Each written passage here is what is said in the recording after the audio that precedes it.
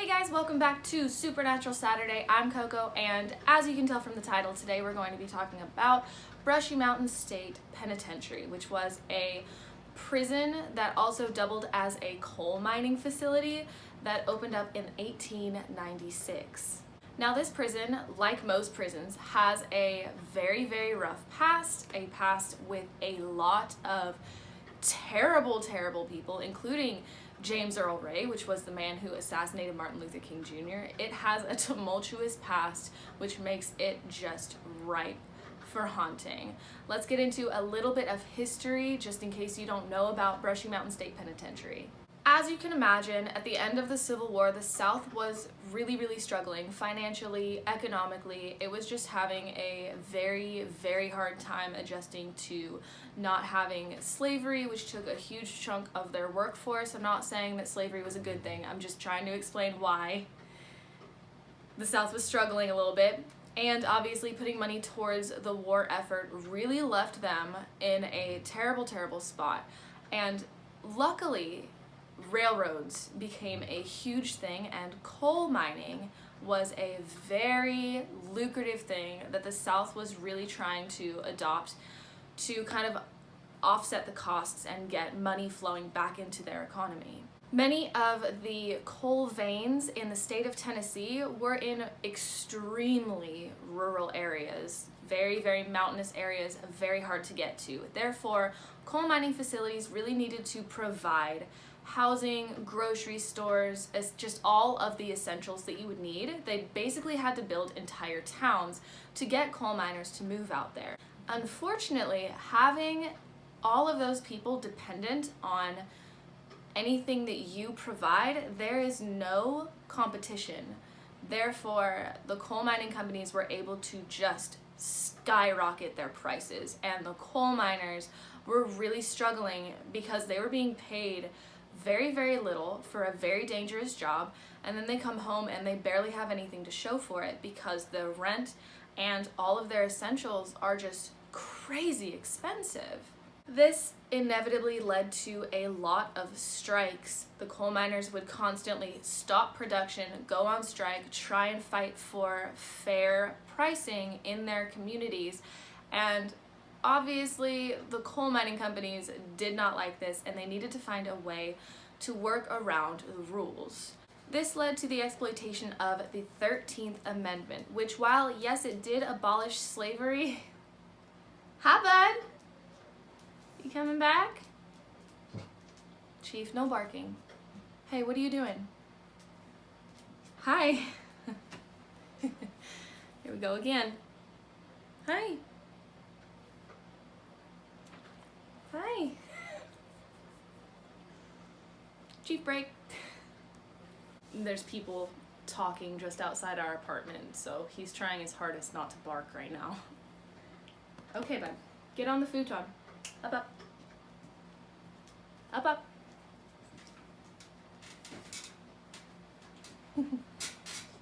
Good boy.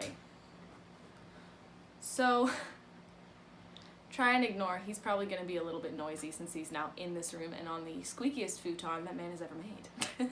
So, like I was saying, the 13th Amendment did abolish slavery, but at the same time, it allowed for indentured servitude for those under capital punishment. So basically, they could use prisoners, anyone that was in the jail system, they could basically just use them as slaves. And the coal miner companies really started taking advantage of that. Now, also at this time, the prison systems were really struggling in the South because, like I said, their economy was completely collapsed. They did not have enough money to keep prisons even running. They couldn't feed their prisoners, clothe them, give them enough water. They had no medical care. So the prisons were also looking for a way to offset the costs and try and bring in money as well. And this really led to coal mining companies swooping in and paying to lease out these prisoners. This began in 1866, but it wasn't until 1891 that this was really adopted in Anderson County, Tennessee.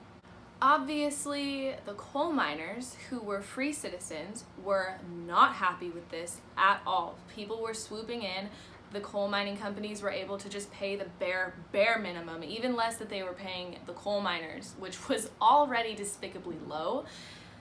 They were able to exploit these prisoners, and this led to coal miners losing their jobs, also not getting paid as much, and it really hit ahead at the Coal Creek War.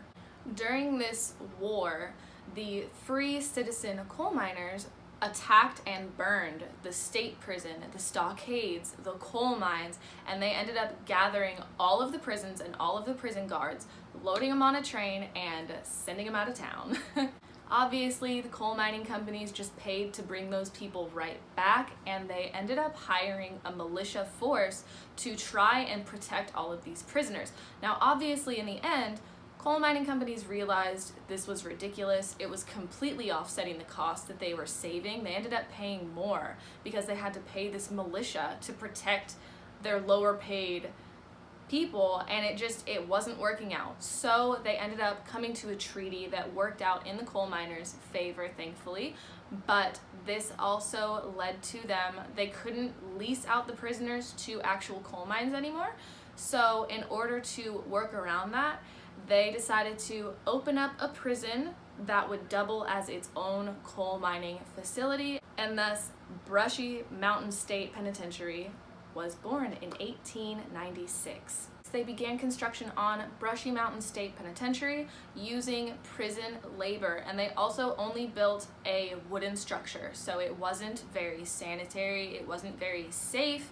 And obviously the job of coal mining is insanely dangerous. So death was crazy common at this point. It really never got any better, even though eventually the conditions got better and they stopped coal mining. It really just maintained a reputation where prisoners went to die, even though they never officially had an actual death row. Now that is something, when I was doing all this research, I did a lot of research on this one because there's so much conflicting information on what actually happened. I ended up diving into really old records from like the 80s and the 70s and the 60s and going to Brushy Mountain State Penitentiary's actual website.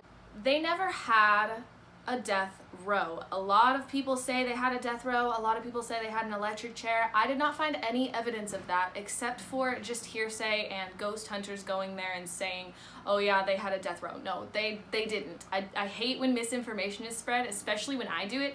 So I made sure to mark it and made sure that that was the truth. There was no death row, but there was plenty of death. I don't know what they're doing outside, but they're making a lot of noise and Chief is not happy. So if you're hearing that weird noise, I don't know what they're doing outside. It sounds like there's some kind of big machine out there. I'm sorry, I'm just gonna keep going. So the types of deaths that were common in this facility were really, a lot of it was illness because the sanitary conditions in this facility were bare minimum. It was terrible conditions and illness. The guards would also beat prisoners if they were deemed to be underproducing, and if they were injured already or if they were already sick, the guards would just beat them to death, unfortunately. Construction accidents and just overall violence between the prisoners would just cause so much death and murder and suicides to happen on this property. It is also said that the most violent place in the entire facility was the cafeteria. It was not uncommon for prisoners to just break ranks and stab another prisoner in the neck. I feel like that's still common to this day, although my only prison experience is TV. But I feel like a lot of the time when they're depicting violence and violence between prisoners, it's either on the yard or it's in the cafeteria because they're all crammed into one room at the same time. I just feel like it's ripe for violence. By 1931, this prison was so popular that it held almost 1,000 prisoners. Now, this was actually a very big problem because that was over 300 inmates over its capacity. And due to the overcrowding, it was even drawing comparisons to the infamous Siberian prisons in the Soviet Union. It was really bad there.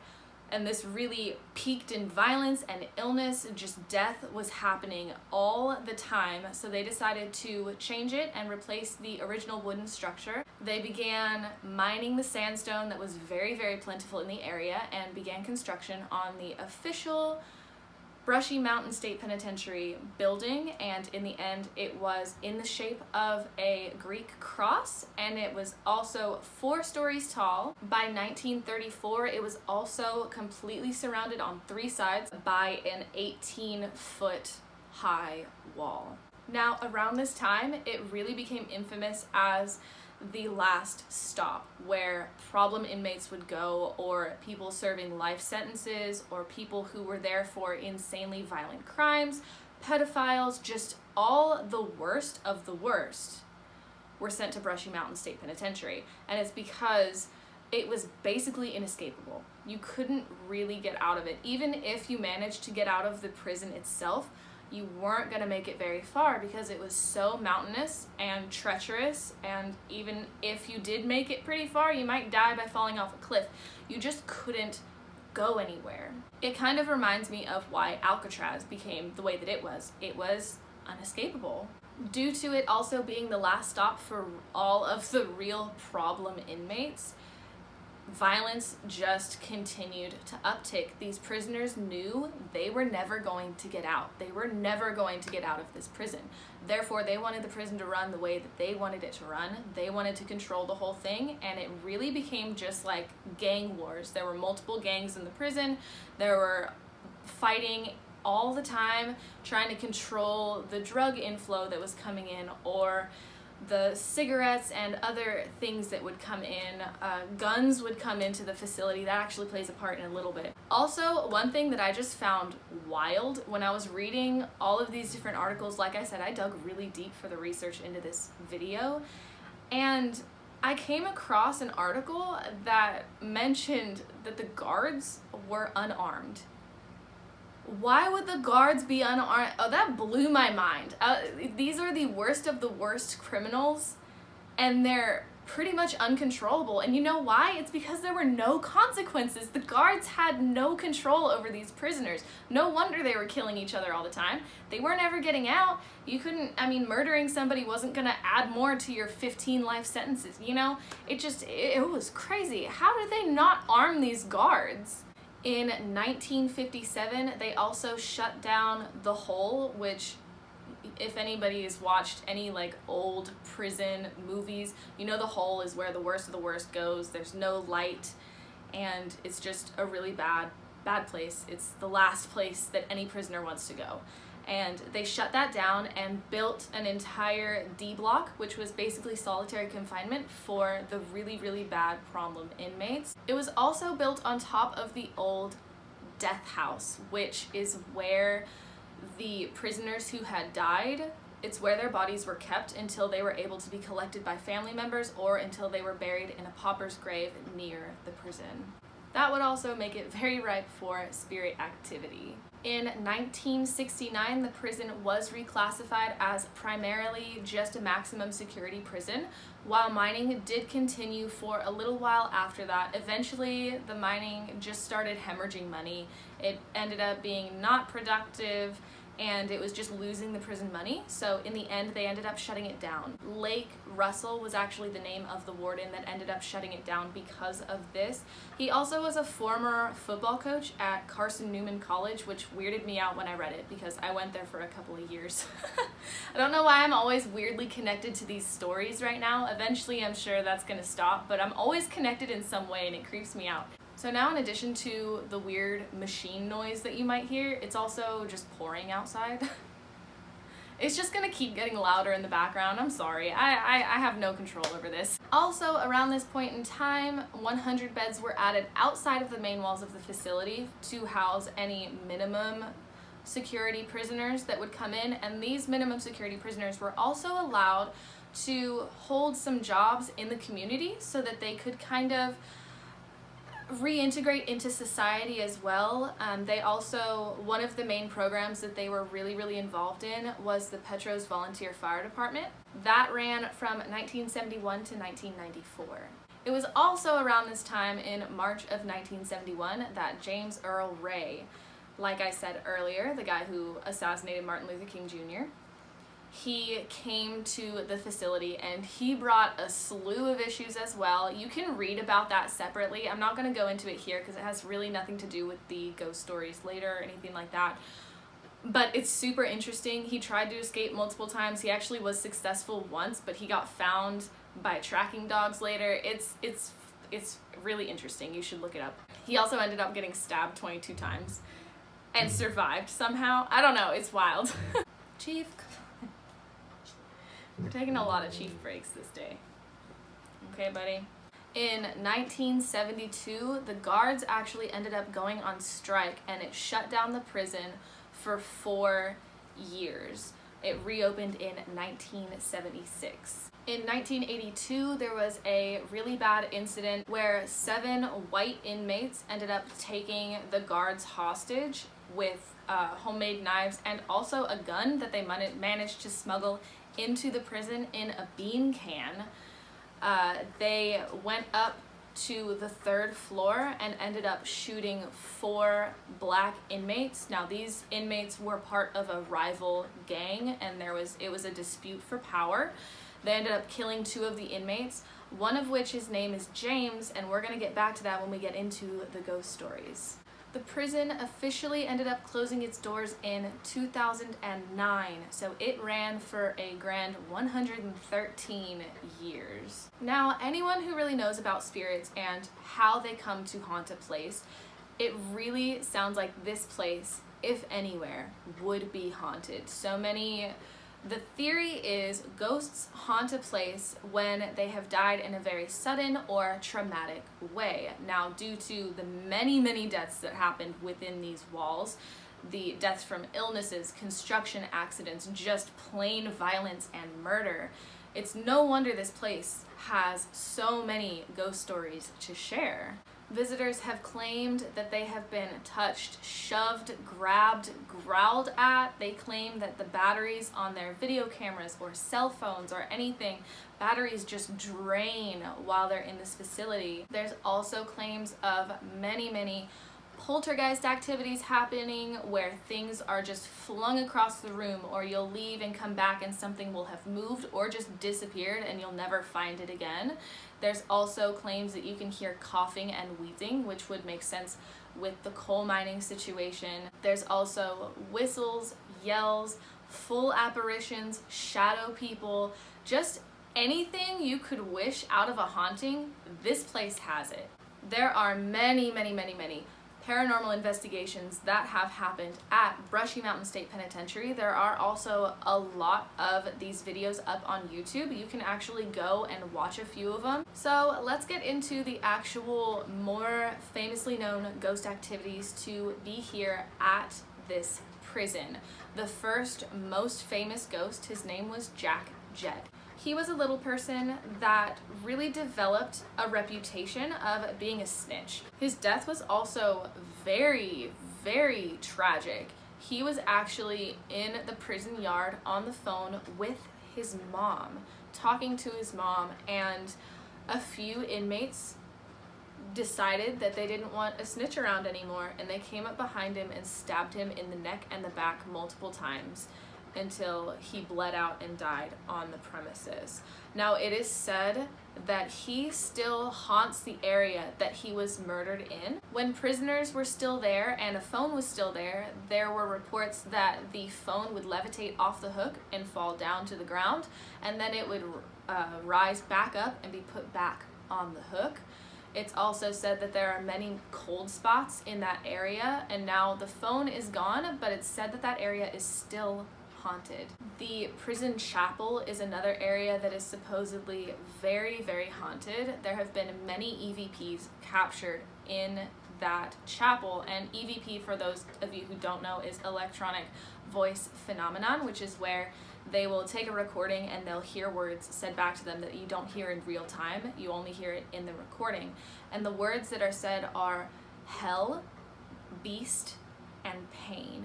Now, they're unsure if this is a spirit trying to communicate those words to somebody, or if it's just an echo of a past sermon. Now that is a thing generally accepted in the paranormal community, that there are echoes of things that have happened in past lives. So it very well could just be a sermon that happened and it's just echoing words from that sermon, but it could also be a very, very bad spirit haunting the chapel.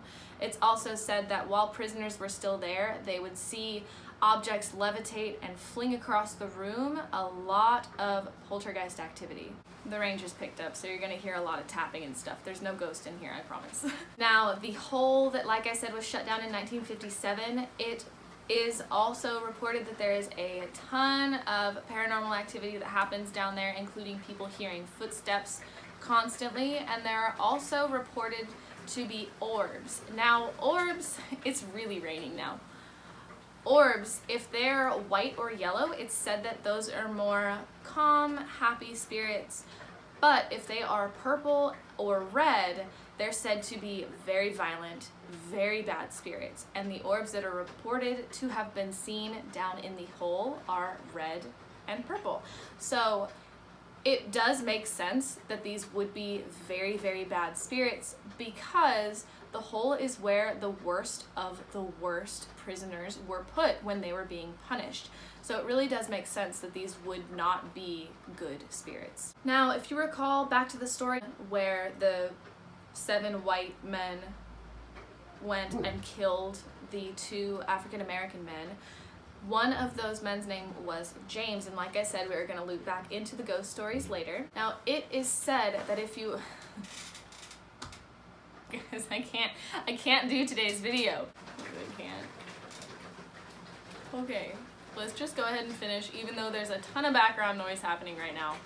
Let's go for it. Now, one of the prisoners that was killed in that attack, his name was James, and it is said if you go to his cell and light a cigarette and put it on one of the cell bars and you try and talk to James, it is said that he will take a drag of the cigarette, which is very, very interesting, and it's said that there's actual video of this happening. I don't know if it's doctored or tampered with, it very well could be, but you can see videos of a cigarette lighting up and becoming bright red, just like when you take a drag of a cigarette, and nobody will be standing behind it. So that's very interesting. I would love to go there someday and try that. I don't smoke, so I would have to buy a special pack of cigarettes for that, but that sounds so interesting. I would love to try that one day. Also, if you know much about spirits, you'll know that water is really known as not only a gateway to allow spirits to have more activity and more